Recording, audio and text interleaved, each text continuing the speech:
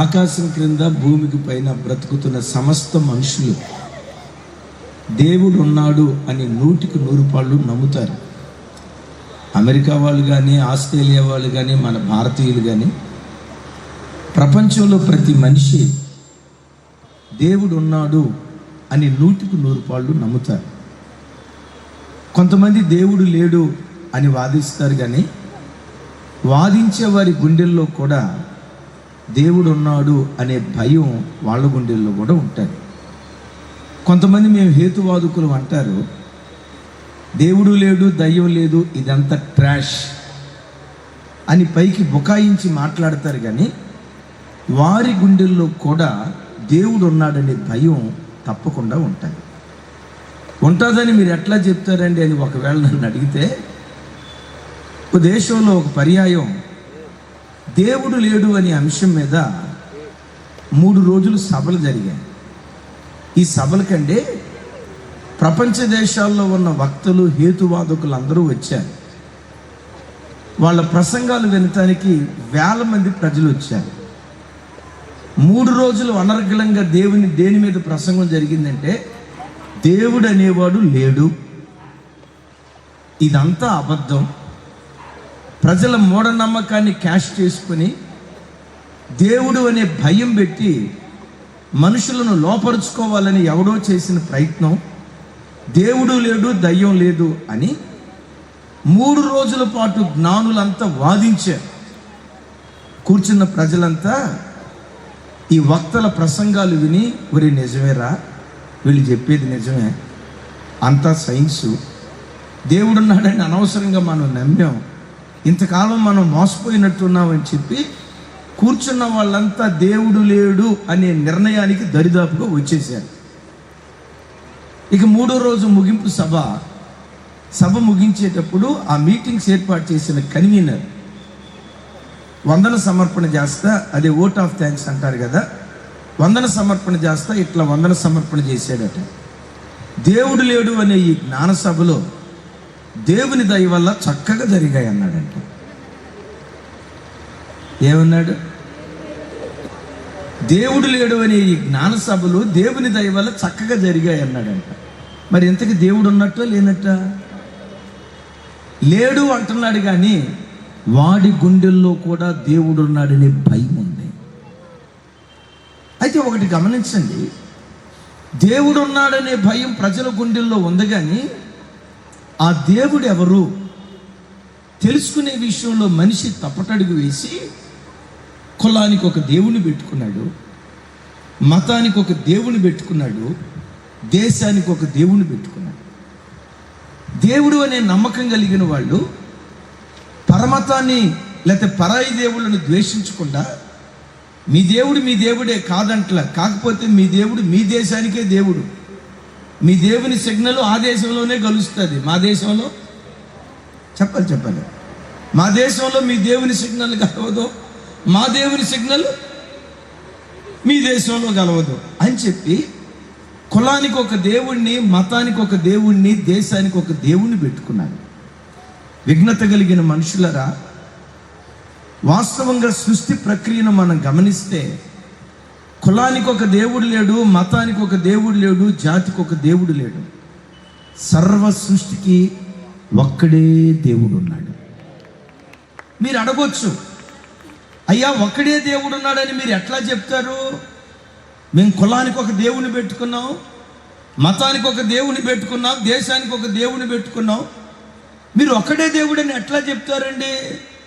గమనించండి, భారతదేశంలో కొంత తెలుసు, కానీ రోమా దేశంలో కానీ గ్రీసు దేశాలకు కానీ వెళ్తేనండి, ఆ దేశాల్లో ఉన్నట్ట మనుషుల కంటే దేవుళ్ళు ఎక్కువ ఉండేవాళ్ళంట. ఒక జోక్ ఉండేది, ఆ దేశాల్లో దేవుళ్ళు ఎక్కువైపోయి ట్రాఫిక్ జామ్ అయిపోయి ఉండేదంట. అంటే అంత విస్తారమైనటువంటి దేవీ దేవతలు ఉండేవాళ్ళు ఎక్కడ? రోమా దేశంలో, గ్రీసు దేశంలో. కులానికి ఒక దేవుడిని, ప్రాంతానికి ఒక దేవుడిని పెట్టుకున్నాం, మీరు ఒక్కడే దేవుడని ఎట్లా చెప్తారండి అని మీరు అడిగితే, చూడండి, ఈ భూమండలం అంతటికి వెలుగునివ్వటానికి ఆకాశంలో ఎంతమంది సూర్యులు ఉన్నారు? ఏమో మీ కాకినాడలో 10 మంది ఉన్నట్టున్నారమ్మా, ఎవరేం చెప్పట్లా. ఈ సర్వ సృష్టికి వెలుగునివ్వటానికి ఎంతమంది సూర్యులు ఉన్నారు? రాత్రిపూట వెన్నెలనివ్వటానికి ఎంతమంది చంద్రులు ఉన్నారు? మనుషుడు నివసించటానికి ఎన్ని భూమండలాలు ఉన్నాయి? ఒక్కడే సూర్యుడు, ఒక్కడే చంద్రుడు, ఒక్కటే భూమి. ఇవన్నీ ఒక్కటే ఎందుకున్నాయో తెలుసా? వీటన్నిటిని కలుగు చేసిన దేవుడు ఒక్కడే గనుక. అర్థమవుతుందండి? ఒకవేళ నిజంగా మనుషులు అనుకున్నట్లుగా కులానికి ఒక దేవుడు ఉంటే, మతానికి ఒక దేవుడు ఉంటే, ఆకాశంలో కూడా చెప్పాలి ఆకాశంలో కూడా మతానికి ఒక సూర్యుడు ఉండేవాడు, కులానికి ఒక సూర్యుడు ఉండేవాడు. విఘ్నత కలిగిన మనుషులారా, ఇది మత మార్పిడి కాదు. దేవుడిచ్చిన నీ జ్ఞానంతో ఒక్కసారి ఆలోచించు. ఎందుకు ఒక్కడే సూర్యుడు ఉన్నాడు? ఎందుకు ఒక్కడే చంద్రుడు ఉన్నాడు? సృష్టిలో ఉన్న మనుషులందరూ కూడా ఒకే రకంగా ఉన్నారు. అమెరికా వాళ్ళను చూసినా, ఇండియా వాళ్ళను చూసినా, పాకిస్తాన్ వాళ్ళని చూసినా అందరి రూపము, అందరి పోలిక ఒక్కటే. నేను మిమ్మల్ని అడుగుతా, అమెరికా వాళ్ళకి ఎన్ని కళ్ళు ఉన్నాయి? కళ్ళు మీకు ఎందుకైనా మంచిది చెక్ చేసుకొని చెప్పండి. మీలో ఎవరికైనా 3 కళ్ళు ఉంటే చేతులు ఎత్తండి. ఇప్పుడే ఫోటో కాదు, దండేసి ఫోటో తీసి, అయ్యా ఇక్కడ ఎక్కువ ఏ పేపర్ ఉంటుంది? అన్ని పేపర్లో వేపిస్తాం. ఒక సాక్షి ఏంటి? ఇక్కడ ఎవరికైనా 3 కళ్ళు ఉంటే, 3 కళ్ళు ఉన్నవాళ్ళు, 10 తలకాయలు ఉన్నవాళ్ళు ఎవరైనా ఉంటే మీ చేతులు పైకెత్తండి. ఇప్పుడే మీ ఫోటో తీసి మొత్తం సోషల్ మీడియా అంతా పోస్ట్ చేస్తాం. అమెరికా వాడికి 2 కళ్ళు, భారతీయుడికి 2 కళ్ళు. అమెరికా వాడికి 2 చేతులు, భారతీయుడికి 2 చేతులు. శ్రీలంకోడికి తలకాయ పైన ఉంటుంది, ఎవరికైనా తలకాయ కింద ఉంది. అప్పుడు చూసుకోండి. ఎందుకు? వాక్యం వింటున్న బిడ్డలారా, అమెరికా దేశస్తులను ఏ దేవుడు కలుగు చేశాడో భారతీయులను కూడా అదే దేవుడు కలుగు చేశాడు. భారతీయులను ఏ దేవుడు సృష్టించాడో ఇంగ్లాండ్ దేశస్తులను కూడా అదే దేవుడు సృష్టించాడు. మనమందరము ఒకే దేవుని చేతి పని అయి ఉన్నాము. ఒకే దేవుని చేతి పని కాకపోతే ఏం జరిగేదో తెలుసా? అమెరికా దేవుడు అమెరికా వాళ్ళను కలుగు చేసినప్పుడు వాళ్ళకు 2 కళ్ళు పెడితే, మన దేశపు దేవుడు అమెరికా దేశపు దేవుడు కంటే గొప్పోడు అనిపించుకోవాలిగా. అప్పుడు నీకెన్ని కళ్ళు ఉండేయో తెలుసా? నీకు 4 ఉండేవి. హైందవుల దేవుడు హైందవులను కలుగు చేసినప్పుడు 4 కళ్ళు పెడితే, మహమ్మదీయుల దేవుడు హైందవుల దేవుడి కంటే గొప్పోడు అనిపించుకోవాలి కదా. అప్పుడు ఎన్ని కళ్ళు ఉండేవి? 8. 80 పెట్టుకోమా వద్దని దేవుడు. మనుషులందరూ ఒకే పోలికలో ఉండటానికి కారణం మనమందరము ఒకే దేవుని చేతి పని అయి ఉన్నాం. ఎవరో ఒక్క దేవుడు అని తెలుసుకునే విషయంలో మనుషుడు తప్పటడుగు వేశాడు. ఈ సర్వ సృష్టికి ఒక్కడే దేవుడు ఉన్నారు. ఆ ఒక్క దేవుడే ఈ రాత్రి నేను ప్రకటించే నజరేయుడైన యేసుక్రీస్తు వారు. సుమి, యేసుక్రీస్తు వారు దేవుళ్ళలో ఒక దేవుడు కాదు. యేసుక్రీస్తు వారు దేవుళ్ళలో ఒక దేవుడు కాదు. ఈ సృష్టికి ఒక్కడే దేవుడు ఉన్నారు. ఆ ఒక్క దేవుడే యేసుక్రీస్తు వారు. ఎట్లా? యేసుక్రీస్తు అందరికీ చెందిన దేవుడా? ఎట్లా ఆయన అందరికీ చెందిన దేవుడై ఉన్నారు?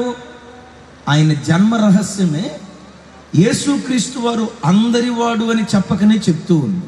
చూడండి ఆ మాట, లోకాసు వార్త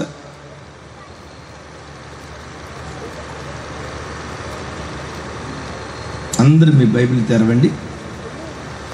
మ్యాక్సిమం నేను ఎక్కువ రెఫరెన్స్లు చెప్పను, తక్కువే చెప్తా. చెప్పిన 2-3 రెఫరెన్స్లు అయినా కొంచెం బైబిల్ తెరిచి చూడండి. లోకాసు వార్త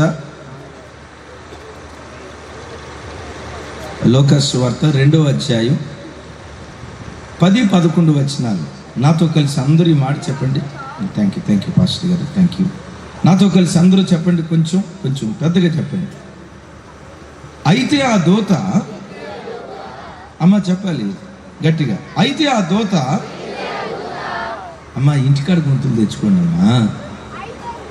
ఇంటికాడ ఏ స్కేల్ ఉంటుంది? High scale. ఇది కొళాయి దగ్గర ఏమంటారు?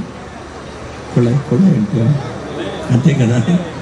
రైట్, అక్కడ గొంతు తెచ్చుకోవాలి. ఇక్కడ అయితే ఆ దూత, అది అయితే ఆ దూత, భయపడకుడి, ఇదిగో ప్రజలందరికీ కలగబోవు మహా సంతోషకరమైన సువర్తమానము నేను మీకు తెలియజేయుచున్నాను. ఏంటా సువర్తమానం? దావీదు పట్టణమందు నేడు రక్షకుడు మీ కొరకు పుట్టి ఉన్నాడు, ఈయన ప్రభు అయిన క్రీస్తు. చప్పలు కొడుతూ దేవునికి స్తోత్రాలు చెప్తాం. అందరూ తలలు పైకెత్తండి. నా వైపు చూస్తూ నాతో కలిసి ఈ మాట చెప్పడానికి ప్రయత్నించండి. ఇదిగో, మరలా ఇదిగో ప్రజలందరికీ కలగబోవు మహా సంతోషకరమైన సువర్తమానం.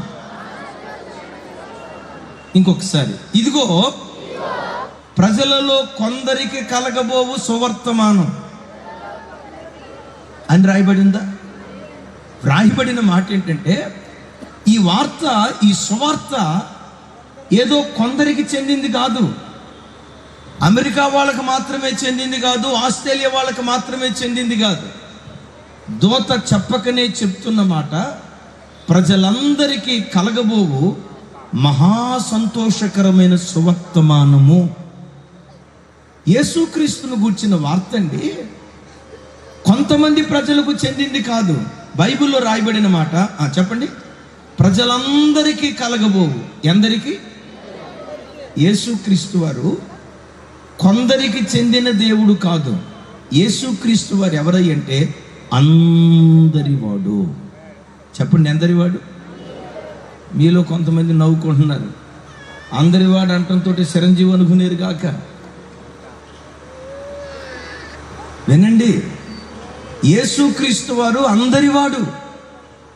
యేసయ్య దగ్గర ఈ దేశం నాది, ఆ దేశం నాది కాదు అనే దేవుడు కాదు. యేసుక్రీస్తు వారు అందరికీ చెందినటువంటి దేవుడు. మరి ఎవరు కనిపెట్టారో నాకు తెలియదు కానండి, వాడు ఎవడో పనికి మాలినోడు ఒక మాట అన్నాడు, యేసు ప్రభు దేవుడే కానండి, కాకపోతే తెల్లోళ్ళ దేవుడండి అన్నారు. నిజంగా యేసు ప్రభువే కనుక తెల్లోళ్ళ దేవుడు అయి ఉంటే నాలాంటి నల్లోళ్ళంతా అన్యాయం అయిపోయి ఉండేవాళ్ళు. పాస్టర్ గారు మీరు కూడా, యేసు ప్రభు నిజంగా తెల్లోళ్ళ దేవుడే అయి ఉంటే సత్యనారాయణ గారు మీ పని కూడా అవుతే. యేసు ప్రభు వారు కేవలం తెల్లోళ్ళ దేవుడే అయి ఉంటే నల్లోళ్ళంతా అన్యాయం అయిపోయి ఉండేవాళ్ళు. తమ్ముడా, నువ్వు సఫారీ చేసుకొని వచ్చావు, నీ పని కూడా అవుతే.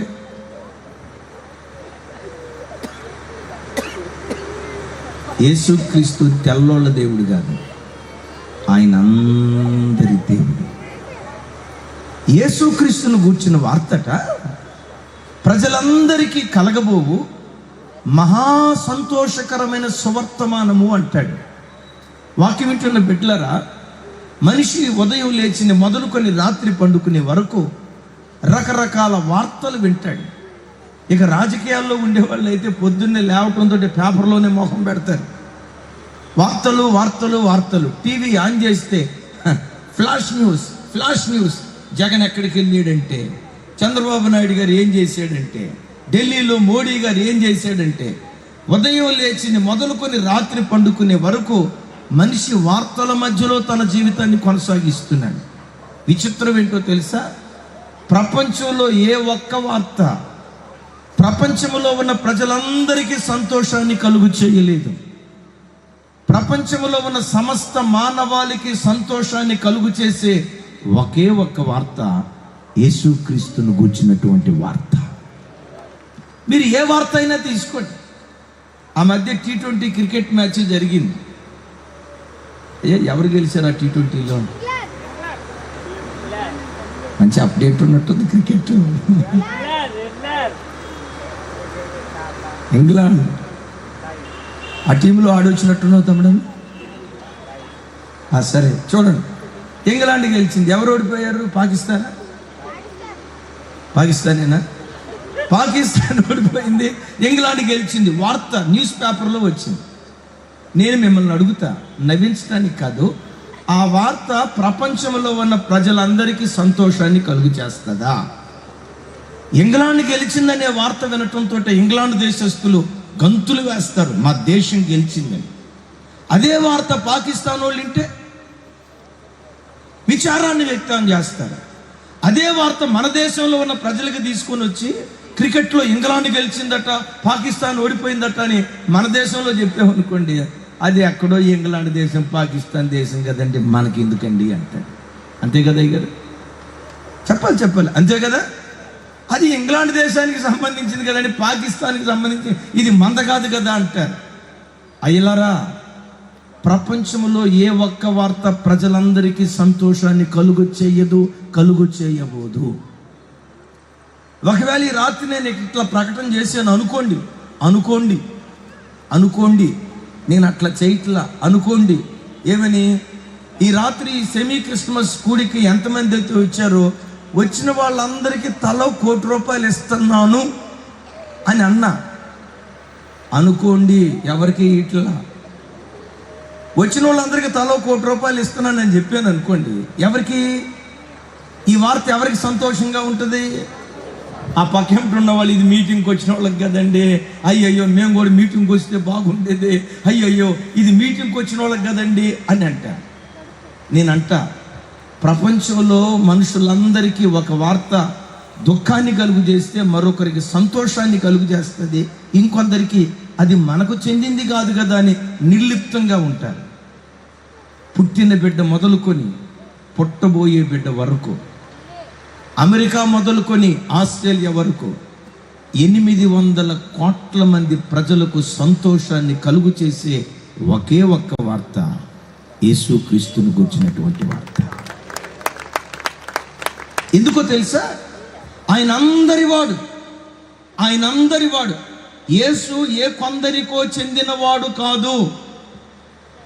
ఒకసారి అద్భుతమైన సాక్ష్యం. మహారాష్ట్ర రాష్ట్రంలో నారాయణ్ వామన్ తిలక్ అనే ఒక సనాతన బ్రాహ్మణ కుటుంబంలో పుట్టిన ఆయనకి నిజదేవుడు ఎవరో తెలుసుకోవాలి అనే ఆశ కలిగింది.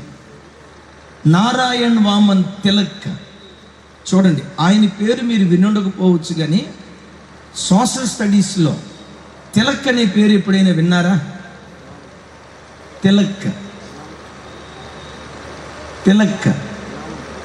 అనే పేరు కలిగిన ఆయన పేరు ఎక్కడైనా విన్నారా? ఉన్నాడు ఒక ఆయన, మా కళ్యాణ్ గారు చెప్తాడు, రాజకీయాలు బాగా అప్డేట్. బాలగంగాధర్ తిలక్ కదా, స్వతంత్ర సమరయోధుడు. బాలగంగాధర్ తిలక్ గారు ఎవరయ్య అంటే సనాతన బ్రాహ్మణ కుటుంబానికి చెందినవారు. ఈ సనాతన బ్రాహ్మణ కుటుంబానికి చెందిన బాలగంగాధర్ గారి సమీప బంధువే నారాయణ వామన్ తిలక్. ఆయన గుడ్డిగా దేన్ని పడితే దాన్ని దేవుడు అనేవాడు కాదు. ఆయనకి చిన్నతనం నుంచి నిజదేవుడు ఎవరో తెలుసుకోవాలనే జిజ్ఞాస ఉండేది. ఆయన మనసులో ఉన్న ఆలోచనలు ఏంటో తెలుసా? దేవుడు అనేవాడు నంబర్ 1 మొట్టమొదట అందరి వాడై ఉండాలి. రెండవది, దేవుడు అనేవాని దగ్గర సమానత్వం ఉండాలి. ఈ కులం పెద్ద కులం, ఈ కులం తక్కువ కులం, ఇట్లాంటి భేదాలు దేవుని దగ్గర ఉండకూడదు. దేవుడు అనేవాడు సమానత్వాన్ని చాటి చెప్పాలి. అందరికీ చెందిన దేవుడు ఎవరు? సమానత్వాన్ని చాటి చెప్పిన దేవుడు ఎవరు? మూడవదిగా, దేవుడు అనేవాడు ఒక ఉన్నతమైన పరిశుద్ధత కలిగిన వాడిగా ఉండాలి. ఆయన తన సాక్ష్య పుస్తకంలో రాస్తాడు, తాను చదివిన మత గ్రంథాల్లోనట, మరి ఏ మత గ్రంథాలు చదివాడో నాకు తెలీదు, తాను చదివిన మత గ్రంథాల్లో కనపడే దేవుళ్ళలోనట ఒక సాధారణమైన మనిషిలో ఉండే నీతి విలువలు కూడా వాళ్ళలో ఆయన కనపడలేదు. అంటే ఒక సాధారణమైన మనిషి కూడా అంత రోత పనులు చేయడు, అంత అసహ్య పనులు చేయడు. పొరుగోడు భార్యని ఈయన చూసి, ఈయన భార్యని పొడుగోడు చూసి కిడ్నాప్ చేసి ఈ కార్యక్రమాలు ఇట్లాంటివేవో ఆయన కనపడ్డాయట. అరే, దేవుడు అనేవాడు పవిత్రుడై ఉండాలి కదా, కామ క్రోధ మోహ మద మాత్సర్యాలను జయించిన వాడై ఉండాలి కదా. మరి వీళ్ళ చరిత్ర చూస్తే ఇంత రోతగా ఉందే. నాకు పరిశుద్ధుడైన దేవుడు కావాలి. ఆమేన్. అందరం చెప్దాం ఆమేన్. దేవుడు అనేవాడు నంబర్ 1 అందరి వాడై ఉండాలి. రెండవది, దేవుని దగ్గర సమానత్వం ఉండాలి. మూడవది, దేవుడు అనేవాడు పరమ పవిత్రుడై ఉండాలి. ఆ దేవుడు ఎవరు? తనకు తెలిసిన మత గ్రంథాలన్నీ వెతకటం ప్రారంభించాడు. తాను చదివిన మత గ్రంథాల్లో ఏ దేవునిలో కూడా ఈ గుణాలు ఆయనకు కనపడలేదు. రోజు ఆయన పూణే పట్టణానికి ట్రైన్లో ప్రయాణమై వెళ్తున్నాడు. ఆ ట్రైన్లో తనకు ఎదురుగా ఫిలిప్పైన్ దేశానికి చెందినటువంటి ఒక క్రిస్టియన్ మిషనరీ ఈయన చేతికి బైబిల్ ఇచ్చి, బాబు ఒకసారి చదువయ్యా, ఇది యేసుప్రభు పుస్తకం అని తన చేతికి ఇస్తే, ఆ మిషనరీ ఎదుటే బైబిల్ని అట్లా గిరాటేసి, ఇది తక్కువ కులాల దేవుడికి చెందింది, యేసుప్రభు మా దేవుడు కాదు, అమెరికా దేవుడిని మా దగ్గరికి తీసుకొచ్చి ప్రకటిస్తున్నారు. పొర్రపాటున యేసు క్రీస్తు మాట చెప్పావా, నేను పొరపాటును ఊరుకోనని బైబిల్ అట్లా గిరాటేశాడట. అప్పుడు ఆ ఫిలిప్పైన్ మిషనరీ అన్నాడట, బాబు ఒక్కసారి చదువు, నిజంగా ఈ బైబిల్లో రాయబడిన దేవునిలో తప్పు ఉంటే చించేసి, నేను వద్దంటున్నా. దేనైనా తిరస్కరించే ముందు దాని లోపల ఏముందో తెలుసుకొని కదా తిరస్కరించాలి. నా కోసం ఒకసారి చదువు బాబు అన్నాడట. సరే, ఆ పెద్ద ఆయన ఆ మాట అన్నాడు కదా అని కాదనకుండా బైబిల్ తీసుకెళ్ళాడు. కానీ 3 నెలల పాటు అసలు బైబిల్ ముట్టుకోలేదట. ఒకరోజు ఎందుకో ఖాళీగా ఉండేసరికి అసలు ఈ బైబిల్లో ఏమి రాసిందో చూద్దామని కూర్చొని బైబిల్ చదవటం ప్రారంభించింది. కూర్చున్న చోట నుంచి లేవకుండా 3 రోజుల్లో బైబిల్ అంతా చదివి పూర్తి చేసి 3వ రోజు ముగింపులో యేసుక్రీస్తును స్వరక్షకునిగా అంగీకరించాడు. అంగీకరించటమే కాదు, కొన్ని రోజుల తర్వాత పరిపూర్ణంగా యేసుక్రీస్తుని అంగీకరించి బాప్తిస్మం తీసుకొని ఏ చేతులతో బైబిల్ గిరాటేశాడో అదే చేతితో బైబిల్ పట్టుకొని మహారాష్ట్ర రాష్ట్రం అంతా తిరుగుతూ 100 సంఘాలు స్థాపించే గొప్ప దైవ సేవకుడిగా మార్చబడ్డాడు. ఇక్కడ మీకు ఒక మాట చెప్తాను. తను బాప్తిస్మం తీసుకొని తను పుట్టిన ఊరు అంటే తన కుటుంబం దగ్గరికి వెళ్ళాడు, తల్లిదండ్రుల దగ్గరికి, భార్య దగ్గరికి వెళ్ళాడు. ఎప్పుడైతే బైబిల్ తీసుకొని తను పుట్టిన ఊరు వెళ్ళాడో తల్లిదండ్రులు మొక్క మీద ఊసేశారు, భార్య కూడా ఊసేసింది. ఏమన్నారు తెలుసా? రేయ్, నువ్వు క్రైస్తవ కుక్కవరా, అమెరికా దేశపు సొమ్ముకు అమ్ముడు పోయిన నీచుడివిరా, మనమేంటి, మన కులమేంటి?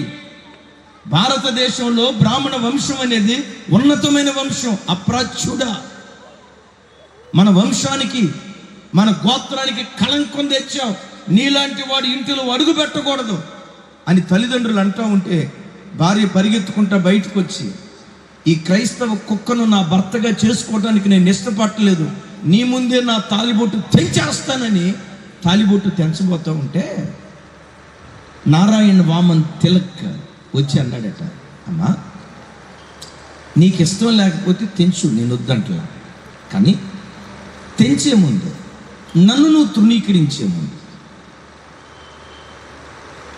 ఈ బైబిల్లో ఏముందో, యేసుక్రీస్తు గుణగణాలు ఎలాంటివో ఒక్కసారి నువ్వు వ్యక్తిగతంగా చదువు.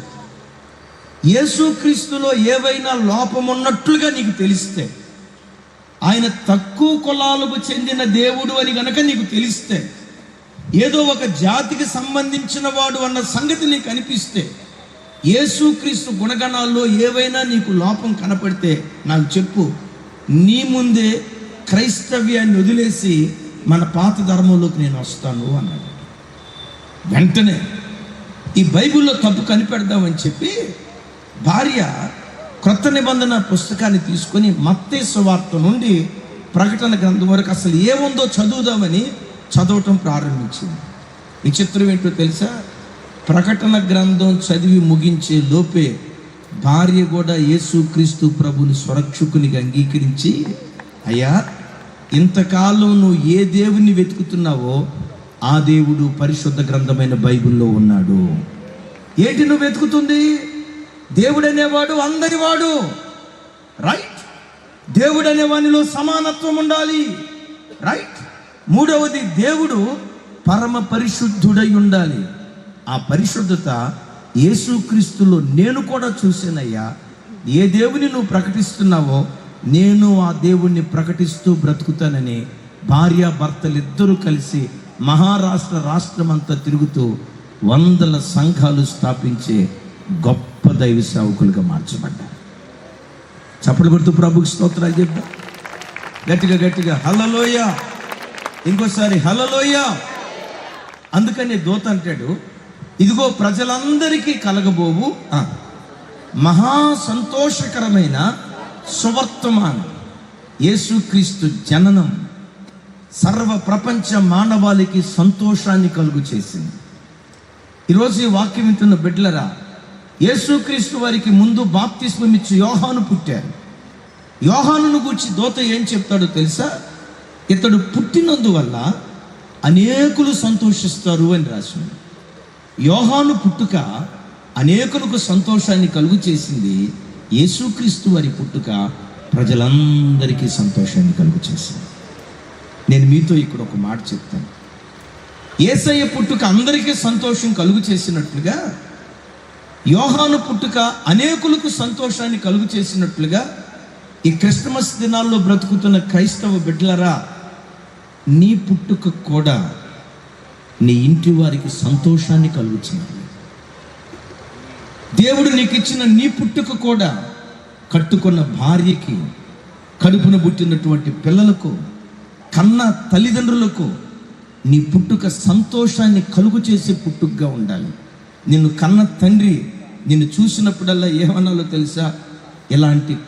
ఇలాంటి కొడుకు నా కడుపును పుట్టడం దేవుడు నాకు ఇచ్చిన ధన్యత, దేవుడు నాకు ఇచ్చిన భాగ్యం. ఇలాంటి కుమార్తె నా కడుపును పుట్టడం ఇది దేవుడు నాకు ఇచ్చిన వరం అని నిన్ను కన్న గర్భం నిన్ను బట్టి తలెత్తుకునేటట్లుగా నువ్వు బ్రతకాలి.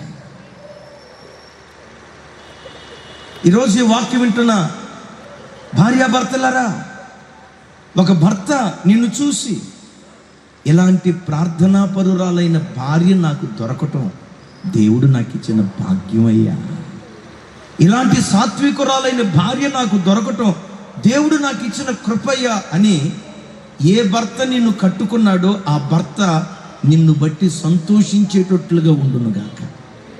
చెప్దాం ఆమేన్. తల్లులారా నా వైపు చూడండి. కట్టుకున్న భర్త నిన్ను బట్టి సంతోషంగా ఉన్నాడా? ఇలాంటి భార్య నాకు దొరకటం దేవుడు నాకు ఇచ్చిన భాగ్యం. నా భార్య ప్రార్థనా పరురాలు, నా భార్య కన్నీళ్లు విడిచి రోధించే ఒక ప్రవక్తిని, ఇలాంటి పరిశుద్ధమైన ప్రవర్తన కలిగిన భార్య నాకు దొరకటం ఇది దేవుడు నాకు ఇచ్చిన ధన్యత అని నీ భర్త సంతోషిస్తున్నాడా? దొరక్క ఎట్టడి గయ్యాలి దొరికింది ఏంట్రా? ఇది గయ్యాలి గంప, రాకాశి రంప, సూర్యకాంతానికి అక్క, ఇట్లాంటి దొరికింది ఏంట్రా అని కట్టుకున్న భర్త గత్యంతరం లేక నీతో కాపురం చేస్తున్నాడా? కొన్నిసార్లు వివాహ వ్యవస్థలో ఎట్లుంటుందంటే, పెళ్ళైన కొత్తలో అంటాడు మావాడు, మా బెదరం, కళ్ళు మూసినా నువ్వే, కళ్ళు తెరిచినా నువ్వే, నువ్వు లేకపోతే నేను బతకలేను అంటాడు. ఎప్పుడూ ఇవి పెళ్ళైన కొత్తలో డైలాగులు. నువ్వు లేకపోతే నేను బతకలేను అంటాడు. సంవత్సరం తర్వాత నువ్వు లేకపోతేనే బతికేటట్టున్నానే అంటాడు. పెళ్ళైన కొత్తలో ఏమంటాడు తెలుసా? నా దేవత లూసిఫర్ కక్క, సారీ నా దేవత అంటాడు. పెళ్ళైన 6 నెలల తర్వాత లూసిఫర్ కక్క అంటాడు. ఈరోజు కుటుంబాలు ఏమైపోయాయో చూడండి. భార్యను బట్టి ఏడ్చే భర్త. అయిలారా నా వైపు చూడండి.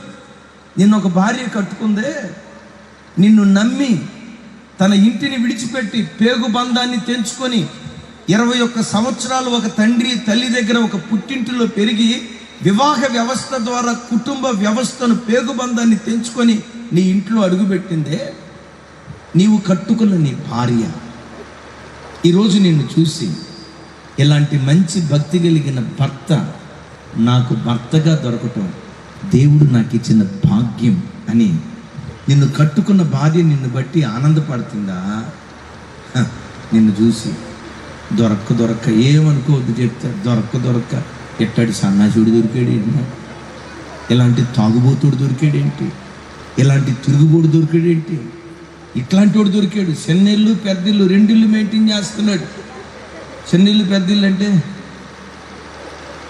రెండిళ్ళు కట్టాడనా? రెండిళ్ళు కాదు, పెద్ద ఫ్యామిలీ చిన్న పేరు 2 కొంపలు పెట్టాడు.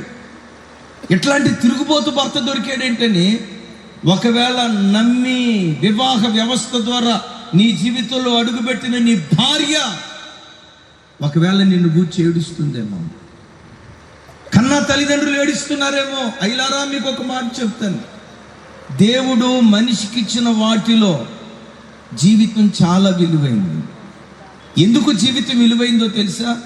దేవుడు నీకు ఇచ్చిన జీవితం ఒకే ఒక్క జీవితం. ఈ జీవితం పోతే మరలా తిరిగి రాదు. నీ భార్యను సంతోష పెట్టాలనుకుంటే ఒకే జీవితం. నీ భార్య దాటిపోయిన తర్వాత, నీ భర్త దాటిపోయిన తర్వాత, తల్లిదండ్రులు దాటిపోయిన తర్వాత వాళ్ళను ఎంత సంతోష పెట్టాలని నేను రొమ్ములు బాదుకున్న వాళ్ళు దాటి వెళ్ళిన తర్వాత నీకు దక్కరు. జీవితంలో ఏది పోగొట్టుకున్నా నువ్వు తిరిగి సంపాదించవచ్చు. చూడండి, ఈ కళ్ళజోడు పోగొట్టుకున్నా, 200 రూపాయలు పెడితే మరలా ఈ కళ్ళజోడు నాకు దొరుకుతుంది.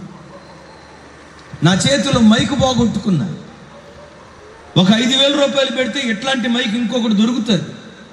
నా చేతిలో సిజర్ ఉంది, ఈ సిజర్ పోగొట్టుకున్నా. 50 రూపాయలు పెడితే ఇంకొక సిజర్ దొరికింది. 100 రూపాయలు పెడితే 2 దొరుకుతాయి. నీ బ్రతుకులో ఏది పోగొట్టుకున్నా తిరిగి నువ్వు సంపాదించుకోగలవు. కానీ ఒక్కసారి నీ ప్రాణం పోతే, నీలో జీవం పోతే, నీలో ఉన్న ఆత్మ పోతే మరలా తిరిగి దాన్ని ఏ మనుషుడు సంపాదించుకోలేడు. అయ్యా, నీకు నాకు దేవుడిచ్చిన జీవితం ఒకే ఒక్క జీవితం. 4-5 జీవితాలు ఇస్తే ఈ జీవితంలో కాస్త అటు ఇటు బ్రతికినా, అటు ఇటు తప్పుడు తడుకులేసిన నెక్స్ట్ జీవితంలో సరి చేసుకుందాం అని అనుకోవటానికి అవకాశం ఉండేది. 2-3 జీవితాలు లేవు, 4-5 జీవితాలు లేవు. ఎవరిని పెట్టారా? దేవుడు నీకు ఇచ్చిన జీవితం ఒకే ఒక్క జీవితం. ఒకసారి ఓ తల్లి కొడుకుని షాపింగ్ మాల్కి తీసుకొని, ఆ తల్లి తన పర్చేజింగ్లో తాను ఉంది. అక్కడ కౌంటర్ దగ్గర ఉన్నటువంటి ఆ పెద్ద ఆయన చక్కగా ఉన్న ఈ బాబుని చూసి మాట్లాడుతూ ఉన్నాడు. ఈరోజు తల్లి వచ్చింది. ఆ షాపులో ఉన్న ప్రత్యేకత ఏంటంటే ఏ వస్తువైనా రూపాయి.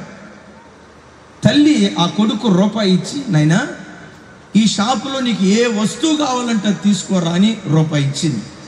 వాడు షాప్ అంతా తిరిగాడు. అమ్మని షాప్ ఆయన్ని పిలిచాడు. సార్, ఇది చాలా బాగుంది, దీన్ని ప్యాక్ చేయండి అన్నాడు. ఆయన దాన్ని తీసి ప్యాక్ చేసే లోపు వాడు అక్కడ ఉండకుండా మరలా షాప్ అంతా తిరుగుతా మరలా పెద్దగా కేకేసాడట. సార్ అది కాదు సార్, ఇదిగో దీన్ని ప్యాక్ చేయండి సార్ అన్నాడట. సరే, చిన్నపిల్లడు కదా ముచ్చట పడ్డాడని దీన్ని ఆపేసి రెండో దాన్ని తీసుకుంటే దాన్ని తీసుకొచ్చి ప్యాక్ చేస్తున్నాడు. రెండోది ప్యాక్ చేసే లోపు వాడు షాప్ అంతా తిరుగుతా మరలా కేకేసాడట. ఏమన్నా తెలుసా? సార్ అది కాదు సార్, ఇదిగో దీన్ని ప్యాక్ చేయండి సార్ అన్నాడట. తల్లి వెంటనే వెనకుండి తలకాయ మీద పెట్టామని కొట్టి, ఇందాక అది అన్నావు, అది ప్యాక్ చేసేలోపు ఇది అన్నావు, ఇది ప్యాక్ చేసేలోపు అది అన్నావు, ఏంట్రా అని అంటే వాడు తల్లి వైపు చూసి అంటాడంట, అమ్మా నీవు నాకు ఇచ్చింది ఒకే ఒక్క రూపాయి.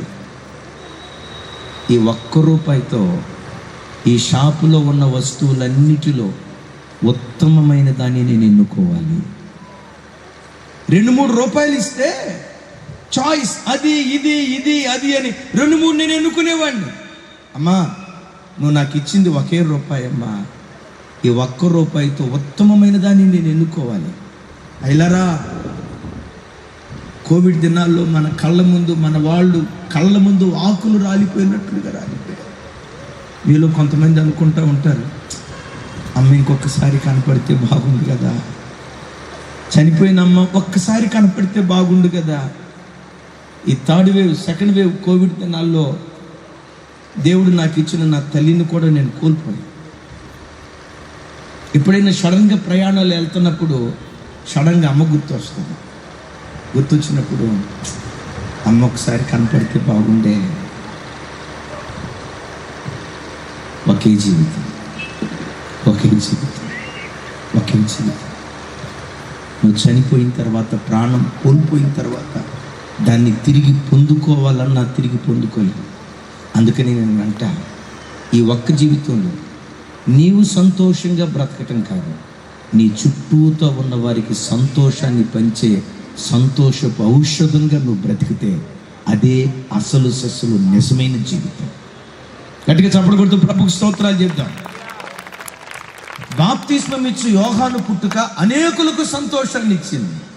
యేసయ్య పుట్టుక ప్రజలందరికీ సంతోషాన్ని కలుగు చేసింది. చప్పట్లు కొడుతూ స్తోత్రాలు చెప్తాం. ఇంటికి సంతోషాన్ని కలుగు చేసిన ఆ వార్త ఏంటి? అక్కడ దూత అంటాడు, దావీదు పట్టణమందు, అందరూ గట్టిగా చెప్పాలి, దావీదు పట్టణమందు నేడు రక్షకుడు మీ కొరకు పుట్టి ఉన్నాడు. మరలా దావీదు పట్టణమందు నేడు రక్షకుడు. ఈ మాట ఎప్పుడు బతికినా నేడే. ఆమేన్, ఆమేన్. యేసు ప్రభు పుట్టింది ఏమంటే 2000 సంవత్సరాల క్రితం. కానీ ఇప్పుడు చదివిన ఆ మాట ఏంటో తెలుసా? దావీదు పట్టణమందు నేడు రక్షకుడు మీ కొరకు పుట్టి ఉన్నాడు. ఎప్పుడు? రేపు చదివినా చెప్పాలి, ఎల్లుండి చదివినా, ఇంకొక 10 సంవత్సరాల తర్వాత చదివినా. ఇక్కడ ఒక మాట చెప్తాను.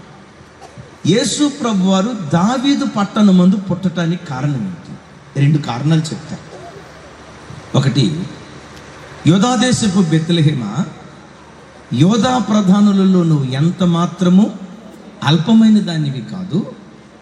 ఇజ్రాయేలీలను ఏలబోవు రాజు నీలో నుంచి వస్తాడు అని రాసింది. ఒకసారి ఈ మాట చూడండి. లోకాలను ఏలబోయే రక్షకుడైన యేసుక్రీస్తు వారు యెరూషలేములో పుట్టలేదు. నా వైపు చూడండి. గొప్ప పట్టణాలుగా పిలువబడుతున్న కపెర్నహూములో పుట్టలేదు. మహా గొప్ప సామ్రాజ్యాలుగా పిలువబడుతున్న రోమా సామ్రాజ్యపు గడ్డలో యేసయ్య పుట్టలేదు. అప్పటికి అమెరికా దేశం ఉందో లేదో నాకు తెలియదు, కానీ వాషింగ్టన్లో ప్రభు పుట్టలేదు. మరలా చెప్తాను, మహా గొప్ప పట్టణాల్లో ప్రభు పుట్టలేదు. ప్రజలందరి చేత తృణీకరించబడిన అల్పమైనటువంటి బెత్లెహేము గ్రామంలో రక్షకుడైన యేసుక్రీస్తు వారు పుట్టాడు. ఆది నుంచి నా దేవుని మనసు ఎలాంటిదో తెలుసా? ఎవరు అల్పులుగా ఎంచబడ్డారో ఆ అల్పులని చారదీసి ఘనులుగా దేవుడు మార్చాడు. Praise the Lord. మరలా ప్రైజ్ ది లార్డ్. యేసు ప్రభు వారు ఆది కాండం నుంచి యేసయ్య మనసు మనం గమనిస్తే సమాజంలో ఎవరు వెలివేయబడ్డారో, ఎవరు తక్కువ వాళ్ళని చిన్నచూపు చూడబడ్డారో, ఎవడు పేదవాడు, దరిద్రుడు, అంటరానివాడు, కులం తక్కువవాడని సమాజం చేత ఎవడు వెలివేయబడ్డాడో, ఎవడు వెర్రివాడని లోకం చేత పరిగణించబడ్డాడో, ఆ వెర్రివాడిని దేవుడు ఎన్నుకొని జ్ఞానులు సిగ్గుపడేటట్లుగా వెర్రివాడిని మహాజ్ఞానిగా దేవుడు మార్చాడు. Praise the Lord. ఈరోజు ఈ వాక్యం వింటున్న ప్రభు బిడ్డలారా, నా వైపు చూడండి. ఒకవేళ నువ్వు బ్రతుకుతున్న చోట నీ పేదరికాన్ని చూసి, చాలని నీ బ్రతుకును చూసి, నీ నెల జీతం రెక్కాడితే డొక్కాడని పేద స్థితి చూసి, నీ సొంత రక్త సంబంధికులే వీడెంత, వీడి బ్రతుకెంత, మా కాలుగోటి కూడా సరిపోడు. కొంతమంది డైలాగులు ఎట్లాగే ఉంటాయి, మా కాలుగోటి కూడా సరిపోడు అని. నీ పేదరికాన్ని బట్టి ఒకవేళ నువ్వు తృణీకరించబడుతున్నావా? నీ చిన్న ఉద్యోగాన్ని బట్టి తృణీకరించబడుతున్నావా? లేకపోతే లోకం నీకు ఒక కులాన్ని అంటగట్టి, వీడు కులం తక్కువవాడు, అంటరానివాడు, మా గ్రామంలో నుంచి బహిష్కరించబడిన వాడు అని సమాజం అంటరాని వాడిని ఒకవేళ లోకం నిన్ను వెలివేసిందా? పేదవాడని ముద్ర వేసి లోకం నిన్ను వెలివేసిందా? ప్రజలు నీ సొంత బంధువులే ఒకవేళ నీ పేద స్థితిని చూసి తృణీకరించారా? నీవు ఆరాధించే నీ యేసుక్రీస్తు ఎవరో తెలుసా? ఎక్కడ తృణీకరించబడ్డావో అక్కడే మూలకు తలరాయిగా నా దేవుడు నిన్ను నిలవబెట్టబోతున్నాడు. నిన్నే దేవుడు కోరుకున్నాడు. నిన్నే ఈ రాత్రి దేవుడు కోరుకున్నాడు. బంధువులు నిన్ను చిన్న చూపు చూసారా? నమ్ము ఈ మాట. బంధువులు నిన్ను చిన్న చూపు చూస్తే నీవు ఆరాధించే నీ దేవుడు నిన్ను పెద్ద చూపు చూడాలని దేవుడు ఆశపడుతున్నాడు. Praise the Lord. చూడండి, యేసయ్య సెలక్షన్ ఎక్కడ చూసినా ఆయన పుట్టిన గ్రామం ఏది? చెప్పాలి. ఆయన పుట్టిన గ్రామం ఏది? బెత్లెహేము. చిన్న గ్రామం. యేసు ప్రభు వారు గలిలయ సముద్రంలో ప్రయాణమై వెళ్ళేటప్పుడు పెద్ద ధోనిని ఎక్కాడా, చిన్న ధోనిని ఎక్కాడా? చెప్పాలి. చిన్న ధోనిని ఎక్కాడు. యెరూషలేము ప్రయాణమై వెళ్ళేటప్పుడు గాడిద మీద కూర్చున్నారా, గాడిద పిల్ల మీద కూర్చున్నారా? 5,000 మంది పురుషుల ఆకలి తీర్చడానికి 5 రొట్టెలు, చెప్పాలమ్మా, చెప్పాలి. 5 రొట్టెలు 2 పెద్ద చేపలు, అంతే కదా? 5 రొట్టెలు 2 పెద్ద చేపలు. బైబిల్లో రాయబడి ఉంటుంది చిన్న చేపలు అని రాసి. నా దేవుడు ఎవరో తెలుసా? చిన్నవారిని పెంచి పెద్దవారిగా చేసేది. రా యేసు ప్రభు దగ్గరికి. నా యేసు ప్రభు పాదాల మీద నువ్వు పడాలే కానీ ఎక్కడ చిన్నవాడిగా బ్రతికావో, ఎక్కడ చిన్నదానిగా బ్రతికావో, ఎక్కడ అవమానంతో తలదించుకొని బ్రతికావో, తలదించుకున్న చోటే నీ తలపైకెత్తి విజయోత్సవంతో నిన్ను ఊరేగించడానికి నా దేవుడు శక్తి కలిగిన వాడు. Praise the Lord. దావీదు పట్టణమందు ఆయన పుట్టడానికి, అంటే యెరూషలేము దేశంలో పుట్టడానికి నేను ప్రారంభంలో చెప్పే కదా, భూగోళం అంతటికి యెరూషలేము పట్టణం అనేది, బెత్లెహేం అనేది నడిబొడ్డు. సెంటర్లో పుట్టడానికి కారణం ఏంటంటే యేసుక్రీస్తు వారు కొందరివాడు కాదు. ఒకవేళ యేసు ప్రభు వారు తూర్పు దిక్కును పుట్టాడు అనుకోండి, అప్పుడు ఎవరి దేవుడు అయ్యేవాడు? తూర్పు దేశాల దేవుడు అయ్యేవాడు. ఒకవేళ పడమటి దిక్కును బట్టి పుట్టేవాళ్ళు అనుకోండి, అప్పుడు ఎవరి దేవుడు అయ్యేవారు? దక్షిణ దిక్కును పుడితే, ఉత్తర దిక్కును పుడితే, మరి ఎక్కడ పుట్టారు? నడిబొడ్డున పుట్టడానికి కారణం యేసుక్రీస్తు అందరికీ చెందినవాడు. చప్పట్లు కొడుతూ ప్రభుకి స్తోత్రాలు చెప్తాం. సరే విందా. ఈ యేసుక్రీస్తుని గురించి దూత అక్కడ చెప్తున్న మాట, దావీదు పట్టణమందు నేడు రక్షకుడు మీ కొరకు పుట్టి ఉన్నాడు. ఎవరి కొరకు? చెప్పాలి. దావీదు పట్టణమందు రక్షకుడు. యేసుక్రీస్తు వారు ఎవరయ్యంటే మత స్థాపకుడు కాదు, మత వ్యాపకుడు కాదు. యేసుక్రీస్తు వారు రక్షకుడు. దేనిలో నుంచి రక్షిస్తాడు?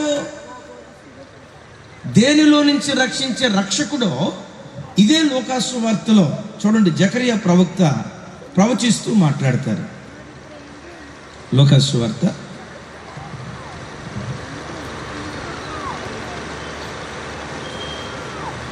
1వ అధ్యాయం 75వ వచనం. 1వ అధ్యాయం 75వ వచనం నేను చదువుతాను, నాతో కలిసి. థ్యాంక్ యూ పాస్టర్ గారు, థ్యాంక్ యూ. నాతో కలిసి అందరూ చెప్పండి.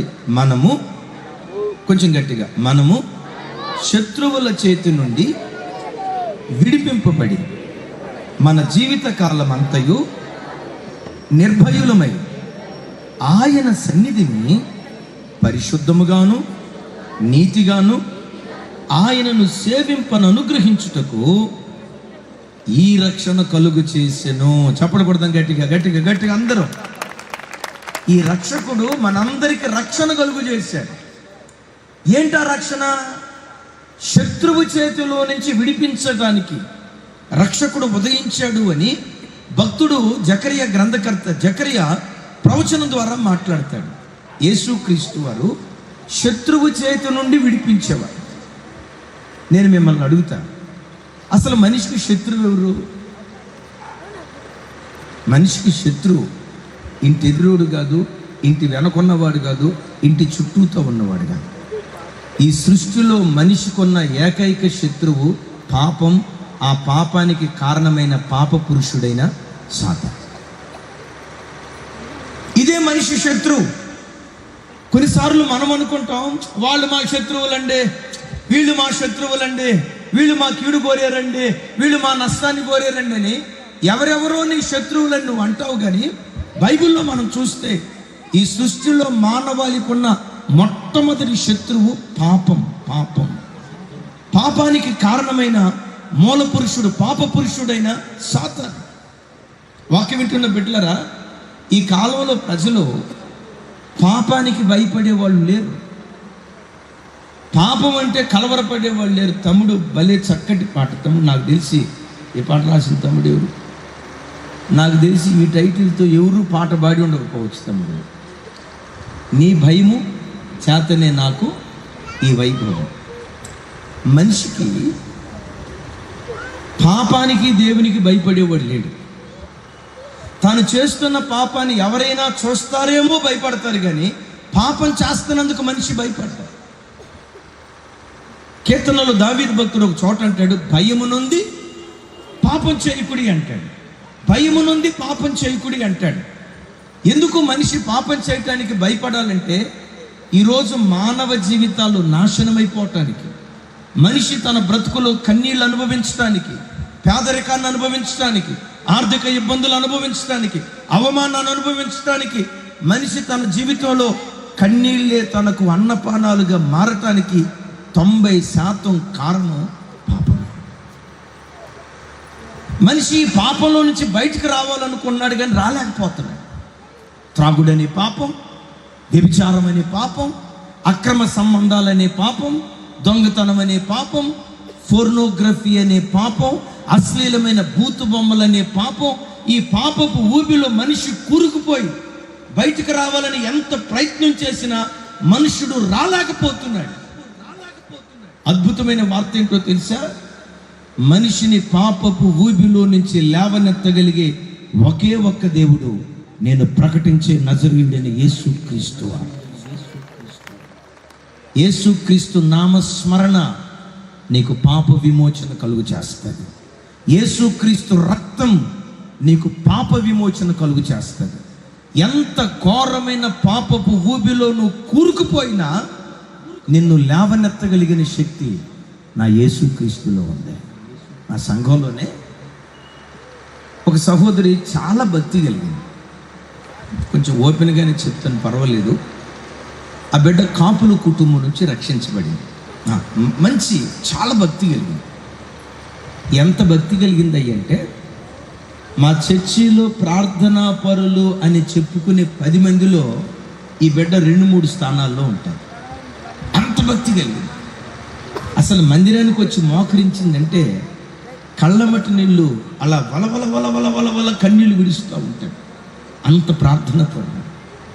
నిజమే, కొన్ని చోట్ల చూడండి, అన్ని కుటుంబాల్లో నుంచి ప్రభు దగ్గరికి వస్తారు కదా, వాళ్ళకుండే భక్తి, వాళ్ళకుండే విశ్వాసం, వాళ్ళకుండే సమర్పణ, దేవుని వాళ్ళు ప్రేమించే విధానం చూస్తే ఆశ్చర్యమైపోయింది.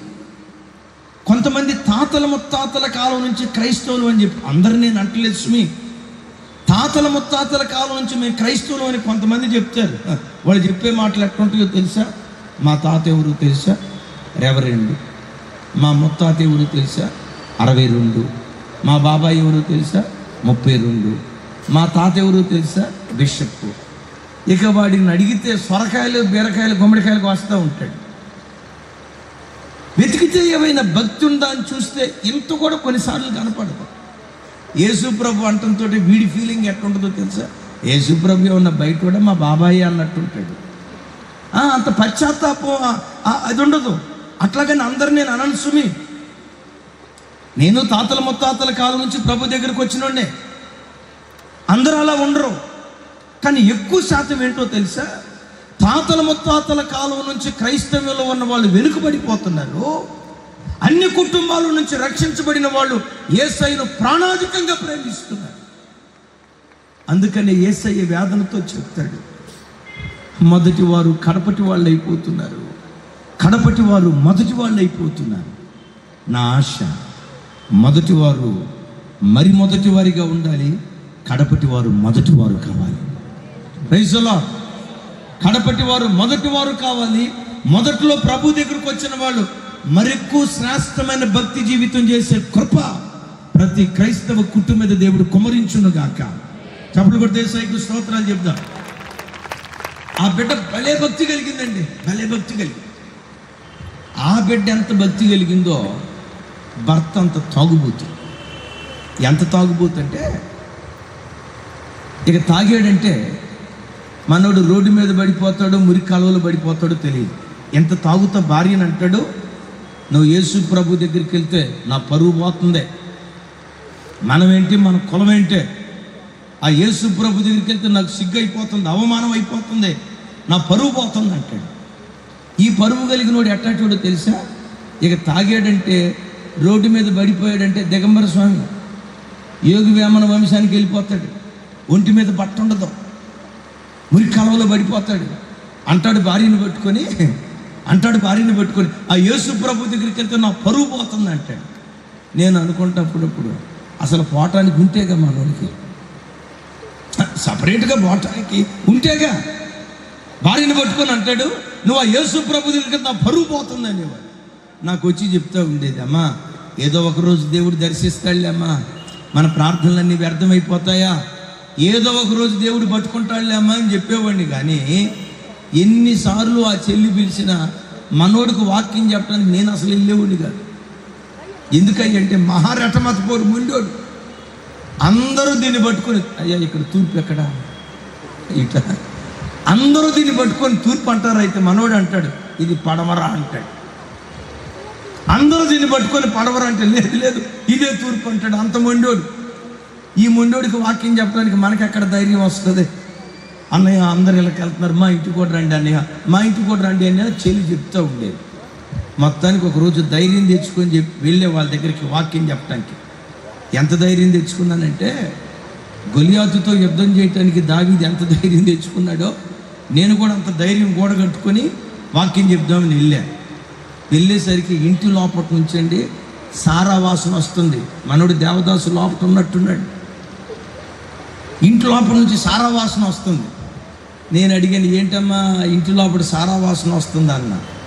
ఏమందో తెలుసా అన్నయ్య, నెలసెవరు కదా అన్నయ్య, నెలసెవరిలో మా ఇంటికి వస్తే మా ఇంట్లో సారా వాసనే వస్తుంది అన్నయ్య అన్న. మరి నెల మొదట్లో వస్తే ఏం వస్తుందమ్మా అన్నాను. ఆ చెల్లి నవ్వుతూ అంటుంది, నెల మొదట్లో వస్తే విస్కీ వాసన వస్తుంది అన్నయ్య, నెల మధ్యలోకి వస్తే బ్రాందీ వాసన వస్తుంది అన్నయ్య, నెల చివరికి వస్తే సారా వాసన వస్తుంది అన్నయ్య అంది. నాకు అర్థం కాక ఇదేమి సీక్వెన్స్ అమ్మా అన్న. నెల చివరిలో సారా అంట, నెల మధ్యలో బ్రాందీ అంట, నెల మొదట్లో ఇదేమి సీక్వెన్స్ అమ్మా అన్న. ఏంటమ్మా ఈ సీక్వెన్స్ అంటే, ఏమి లేదన్నయ్య, నెల మొదట్లో జీతం వస్తుంది కదా, బ్రాండెడ్ ఐటమే తాగుతాడు. నెల మధ్యకి వచ్చేసరికి కాస్త డబ్బులు అయిపోతాయి కదా, బీరుగు దిగుతాడు. ఇది నెల చివరి కదా అన్నయ్య, అందుకని నాడు సొర తాగుతున్నాడు అన్నయ్య అంది. ఎక్కడున్నాడు అమ్మా అన్న. లోపట ఉన్నాడు అన్నయ్య అంది. మొత్తానికి లోపలికి వెళ్ళా. మనోడు గ్లాసు పెట్టుకున్నాడు, ఒకటి పొట్లం పక్కన పెట్టుకున్నాడు, సారా ప్యాకెట్ పెట్టుకున్నాడు. ఇక మనోడు తాగుతూ ఉంటే నేను చూసి కొంచెం ధైర్యం కట్టుకొని, ఏమయ్యా ఎందుకయ్యా సారా దాగి జీవితాన్ని నాశనం చేసుకుంటావు అన్న. ఎప్పుడైతే సారా దాగి జీవితం నాశనం చేసుకుంటావు అన్నానో, నా వైపు చూసి అంటాడు, అయ్యగారు అంటే నన్ను అన్నాడు కానీ దీన్ని పట్టుకొని సారా అన్నారా నా గుండె బదిలిపోతాను. మరి ఇది సారా కాకపోతే ఏంటయ్యా అన్న.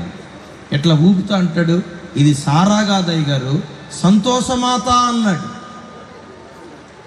వీడు సారాకి పెట్టుకున్న పేరు ఏంటంటే సంతోషమాత అని పెట్టుకున్నాడు.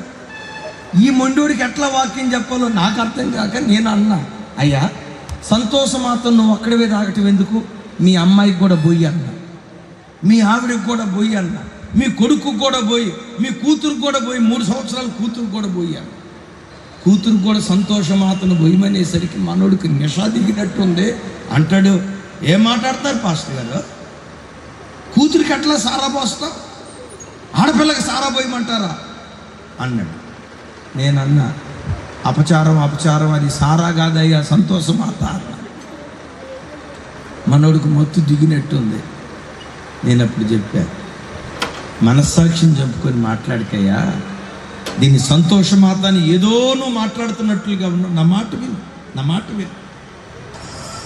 యేసు ప్రభు దగ్గరికి రా, నీ వ్యసనం నుంచి దేవుడు విడుదలిస్తాడు అని చెప్తా ఉంటే నన్ను చూసి ఏమన్నాడు తెలుసా? పాస్టర్ గారు, యేసు ప్రభు కాదు, ప్రపంచంలో నన్ను ఎవరూ మార్చలేదో, అయినా ఎక్కడికైనా వెళ్తా కానీ మీ చర్చికి మాత్రం రాను, ఎందుకంటే చర్చికి వస్తే మతాలు మారుస్తారు, నాకు అది నచ్చదు అన్న. ఎవడయ్యా మతాలు మారుస్తాడంటే, యేసు ప్రభు దగ్గరికి వస్తే మతాలు మార్చరు, మనసులు మారుస్తారు. మానవ మనసును విప్లవాత్మకంగా మార్చగలిగే అద్భుతమైన శక్తి నేను ప్రకటించే యేసు క్రీస్తు ప్రభు అని. మతాలు మార్చాల్సిన అవసరం యేసు ప్రభుకు లేదు, కులాలు మార్చాల్సిన అవసరం యేసు ప్రభుకు లేదు, దేశ సంస్కృతి మార్చాల్సిన అవసరం యేసు క్రీస్తుకు లేదు. యేసుక్రీస్తు మత స్థాపకుడు కాదు, కుల స్థాపకుడు కాదు. యేసుక్రీస్తు మనస్సులు మార్చే విప్లవాత్మకమైన శక్తి. ఆయన వచ్చి చూడు, నవ్వుతా అంటాడు, యేసు ప్రభు ఎవరినైనా మారుస్తానే, నన్ను మార్చలేడండి అన్నాడు. ఒరే మొండోడా, ఎందుకు ఈ మాట అంటున్నావంటే, నా వైపు చూసి అంటాడు, ఈ తాగుడు అలవాటు నాకు నిన్న మొన్న కొత్తగా వచ్చింది కాదండి, 25 సంవత్సరాలు పూర్తి చేసుకున్నానని చెప్తే నవ్వుతా అంటాడు, మొన్ననే రజతోత్సవాలు పూర్తి చేసుకున్నాను అన్నాడు.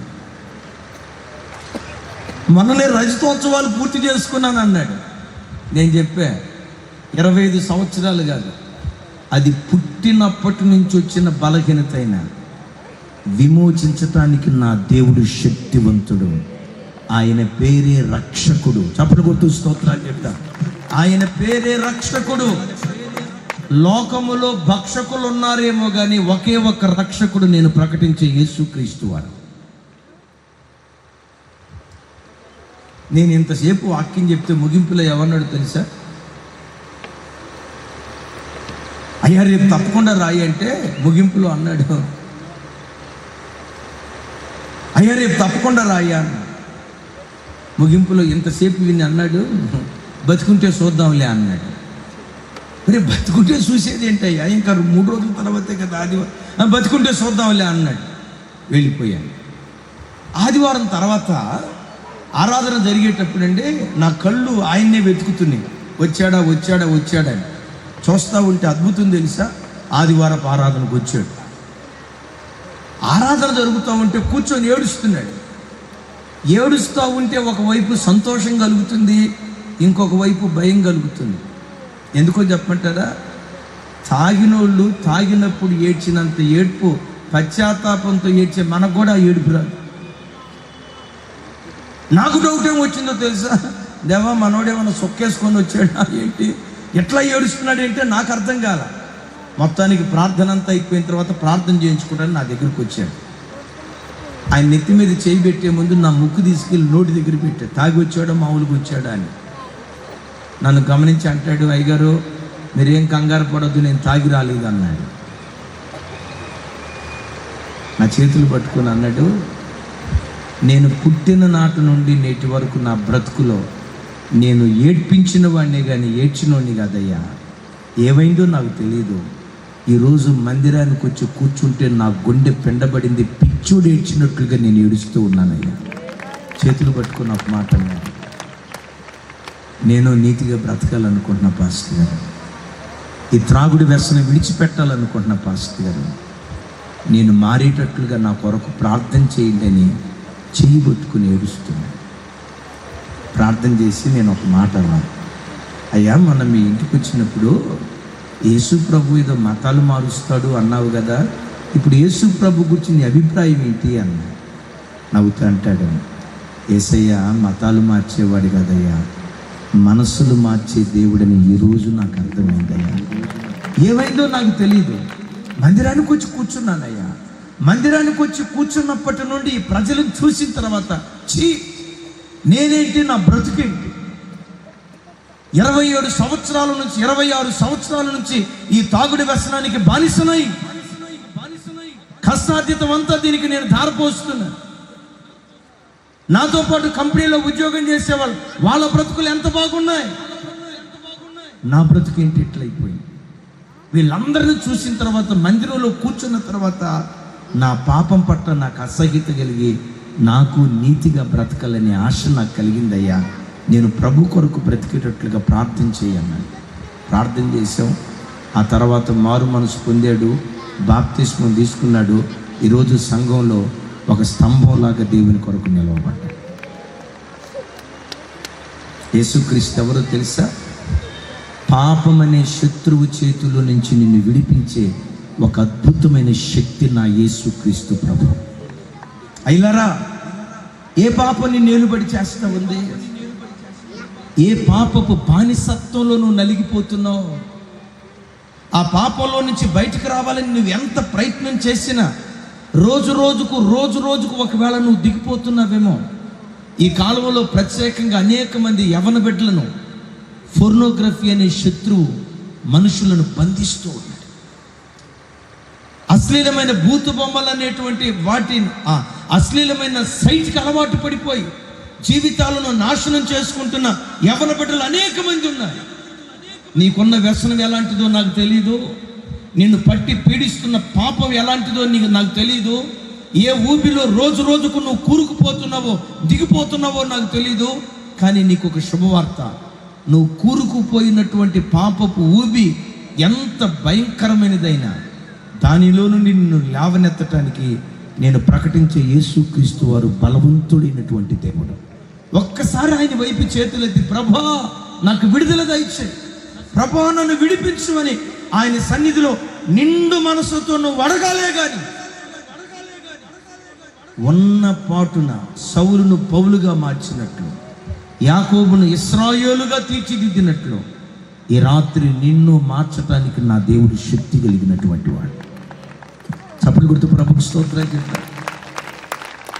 అంటాడు రెండో మాట, జీవితకాలమంతా నిర్భయులుగా బ్రతుకున్నట్లు ఈ రక్షణ ఆయన మనకు అనుగ్రహించాడు. ఈరోజు ఈ వాక్యం వింటున్న బిడ్డలారా, నా వైపు చూడండి. మనిషి జీవితంలో అడుగడుగున భయం భయం భయం భయం భయం. ఏ గుండెలను చూసిన భయం. భయపు ఉచ్చులో మనిషి చిక్కుకున్నాడు. ఏంటి భయం? ఉద్యోగం ఉన్నా భయం, ఉద్యోగం లేకపోయినా భయం. ఉద్యోగం చేసేవాడు ఈ ఉద్యోగం ఉంటుందో ఊడిపో. ఉద్యోగం లేనుడు, అయ్యో ఉద్యోగం లేదు నేను ఎట్లా బ్రతకాలి. పిల్లలు ఉన్నవాడికి భయం. Fill in the blanks. చెప్పాలి. పిల్లలు ఉన్నవాడికి భయం, పిల్లలు లేనివాడికి భయం. పిల్లలు లేనివాడికి అయ్యో నాకు పిల్లలు లేరు, ఈ వృద్ధాప్యానికి వెళ్ళిన తర్వాత నా పరిస్థితి. అలాగని పిల్లలు కలిగిన వాళ్ళు ఏమైనా ధైర్యంగా ఉన్నారా? వాళ్ళకుండే భయం వాళ్ళకి. వీళ్ళు ప్రయోజకులు అవుతారో లేదో. వీడికి పెళ్లి చేసిన తర్వాత లోకంలో ఒక సామెత ఉంది కదా, అడ్డం వేసుకున్నప్పుడే బిడ్డ అంట, గడ్డం వచ్చినప్పుడు బిడ్డ కాదంట. పెళ్ళైన తర్వాత పక్షి ఎగిరిపోయినట్లు ఎగిరిపోతాడేమో, వృద్ధాప్యంలో నాకు ముద్ద పెట్టేది ఎవరో అనే భయం. అంటే ప్రపంచంలో ప్రతి మనిషి భయపు గుప్పెట్లో నలిగిపోతున్నాడు. నా ప్రభు బిడ్డలారా, ఈ ప్రపంచంలో మానవ గుండెల్లో ఉన్న భయాన్ని తొలగించే ఒకే అద్భుతమైన శక్తి నేను ప్రకటించే యేసుక్రీస్తు ప్రభువు. ఎంతకాలం నీకు ధైర్యం ఇస్తాడో తెలుసా?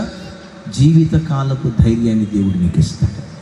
ఉద్యోగం ఉన్నా లేకపోయినా, కారపు మెతుకులు తిన్నా, కప్పుకోవటానికి దుప్పట లేకపోయినా, చిరిగిపోయిన చీర వేసుకున్నా, మాసికలు వేసుకున్న చొక్కాయి ధరించిన, జీవితంలో ఏమీ లేకపోయినా దేవుడున్నాడనే ధైర్యంతో నిబ్బరంగా బ్రతికే కృప దేవుడు నీకు అనుగ్రహిస్తాడు. గట్టిగా చెప్దాం ఆమేన్. జీవితకాలమంతా నిర్భయులమై బ్రతుకున్నట్లు. ఈ వాక్యం వింటున్న బిడ్డలారా, దేని గురించైనా నువ్వు భయపడుతున్నావా? శరీరంలో ఉన్న రోగాన్ని గురించి భయపడుతున్నావా? పిల్లల భవిష్యత్తును గురించి భయపడుతున్నావా?